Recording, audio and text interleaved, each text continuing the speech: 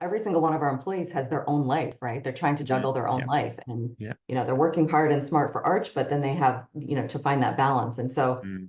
we want employees to know, and I think, based on our results, I believe they feel this way, that we care about them as a whole Mm. person.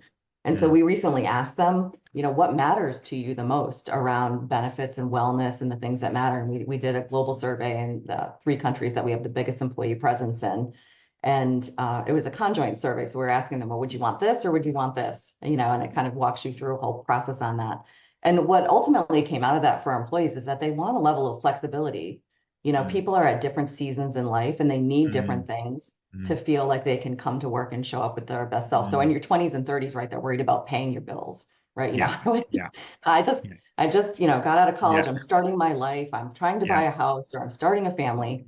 Yeah. And mental health. So mental health has Mm. been huge. Ton of burnout and stress for people Mm. in their lives, Mm. especially in their 20s and 30s when they're juggling all of those multiple priorities. And then in their 40s, people, are really starting to think about retirement savings. Yeah. How do I, get ready for that? Well, I might be starting to pay for, college tuition if I have a family. And then Sure. 50s and 60s, it's all about, am I going to be able to retire when I said I wanted to retire? And, I'm worried about my physical health too. So on the mental health front, because that hits so many employees in our population at different stages of their lives, we've done something really cool. We had a positive psychologist come in at several points over the last few years when we looked around in the world and said, you know what, things are stressful out there.